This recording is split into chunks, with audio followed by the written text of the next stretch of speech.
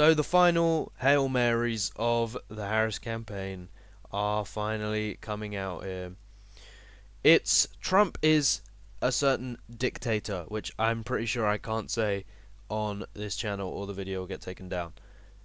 And an allegation has come around again just before election time of a woman saying that Donald Trump has done something to her 34 years ago. Again, I don't know if I can talk about it, but the fact that I can't talk about it maybe shows the desperation of the Harris campaign, because it's just incredible how can someone look.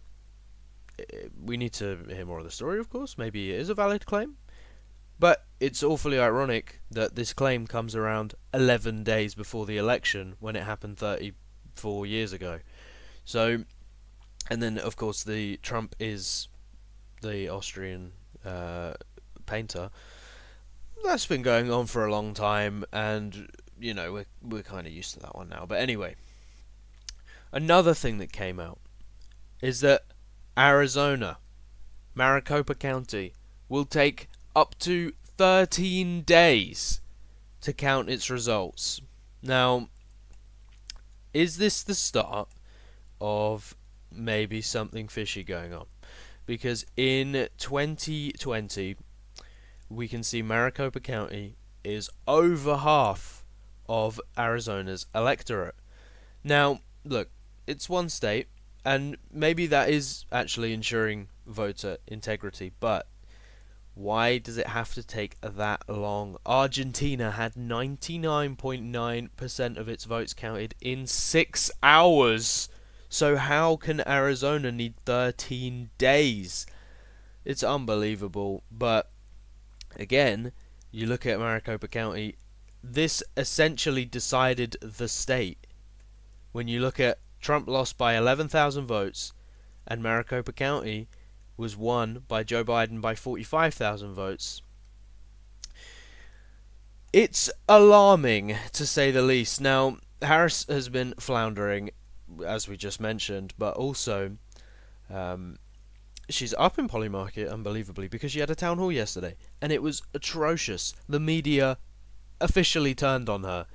They had Anderson Cooper fact-checking her. It was on CNN, and he was fact-checking her live about the border wall, and then Dana Bash on the kind of post-game press conference was rinsing her, and it was quite incredible. It was akin to when Joe Biden dropped out of the race, but I want to go to the map.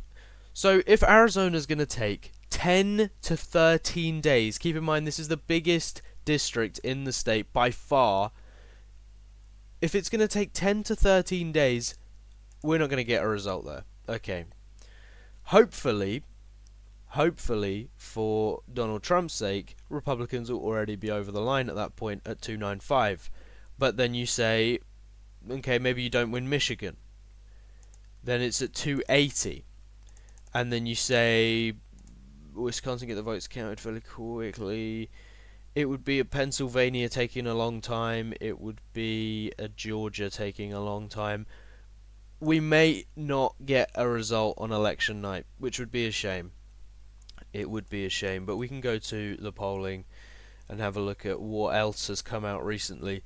We have a Wall Street Journal national poll that has Trump leading by 3 after the Forbes and Harris X poll that had Trump by 2. So, listen, 3 out of the last 4 polls have Trump leading the popular vote. Wall Street Journal's not exactly a right-wing pollster, and Harris leads the popular vote. This is not the swing states. She leads the popular vote by 0.2. That is unbelievable. She probably needs to win again by 2.8 to have a chance at winning the Electoral College. Of course, it just depends where the votes break. But that is quite something. Now, some of these states have tightened up. Michigan's gotten closer now. Wisconsin's gotten closer. So as Harris does flounder in the national polls, the swing states are actually sort of equaling out, unbelievably. We see the Arizona Senate here, the Arizona Senate race. Now, this would be the explanation as to why. Bloomberg and Quinnipiac dropping polls on the same day, and we know what this means. So, Bloomberg have Harris leading by 1 in Nevada, which that's what we have, so that's fine. Arizona, they have it as a tie. Maybe if there's some fishy dealings in Maricopa County, but I do not see that being a tie. Michigan, they have Harris leading by 3, and Quinnipiac have Harris leading by 4. So when liberals, they say Republicans are flooding the polls with right-wing pollsters and there's no left-wing polls at the moment, I mean, these are just inaccurate. These are just inaccurate. Michigan, she's not leading by 4. There's no way. Wisconsin is a tie. That's, sure, that's fine. Pennsylvania leading by 2. I mean, sure. I just don't think it's accurate. And then Georgia, they have Trump leading by 2, which probably is more accurate, although at this point it seems like he's leading by about 4. And then North Carolina up by 1. So really the only really egregious one in there is Michigan, but of course we disagree with Pennsylvania. We assume the polling bias is going to be there in Wisconsin anyway.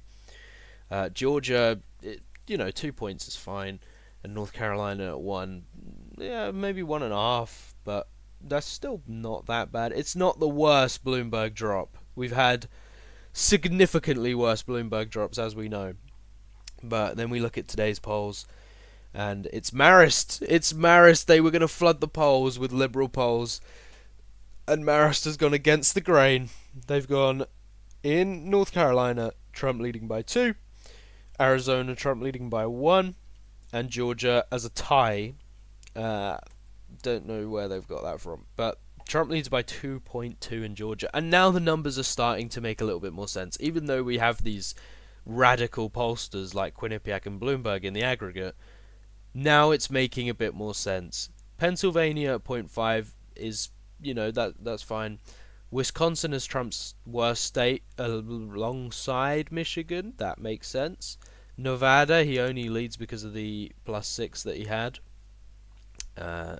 He would be losing if that wasn't in there. Nevada, he's not necessarily doing very well. That makes sense. North Carolina, 0.7. Yeah, sure. And then Arizona and Georgia are his best states. So it's starting to make more sense because Arizona was running below Michigan, and Nevada was running above. It still is running above Pennsylvania, and alongside North Carolina. We need to get that 6 out of the aggregate because it is making things difficult. So, look, do these polls change anything? Well, no, because it's what we've been anticipating the whole time, is that left-wing pollsters are going to flood the aggregates and mess it up. So we have to use our own intuition, and we have done so with our electoral map. And again, I am inclined to believe he's going to win Georgia. I think most people accept he's going to win Georgia, no matter what side of the aisle you're on. Arizona, he's going to win. We know this, as long as there's nothing going on in Maricopa County. But we'll have to see about that. I just realised Kansas is as a likely on here. We have Pennsylvania, which again I'm inclined to believe he will win by over a point at this stage. And then we have North Carolina, because Pennsylvania is a bit of a bellwether of the country. It kind of moves with the country. It's the perennial swing state, basically. So I think it will move right. Anyway, North Carolina. We have North Carolina, which is probably the third most likely red state, and after the hurricane response, just like Hawaii is gonna, the margin in Hawaii is gonna be a lot less, but it's not gonna be close. But it's just one to keep in mind. North Carolina, the same. Then we have Wisconsin, which again it all comes down to the level of polling bias against Republicans that we always see. We have Michigan, where Trump is just leading the polls. I mean, there's no other way around it. That's all we can really go off. And then we have Nevada, where Republicans usually get overestimated, and Trump's not really. He's only leading the average because of a +6 from Wall Street Journal. So I'm inclined to believe he's not going to win that, and perhaps by more than a point. But anyway, uh, we see that in Polymarket, again, he still leads all the swing states. He still leads them all by 10, even though Michigan is literally 10 now. Popular vote, it's swinging all the time. Uh, and again, in the House, the Senate, the presidency, it's pretty much over in regards to the Senate and the presidency. It's, the House is going to be a toss-up. But can Mike Johnson get in there? Anyway, guys, thank you for watching. Let me know what you think about the Maricopa County dealings, whether you think it is for voter integrity, as they say, or whether it could be the start of something fishy going on. Anyway, guys, thank you for watching. Subscribe for the British perspective on American politics. I'll see you guys next time. Thanks for watching.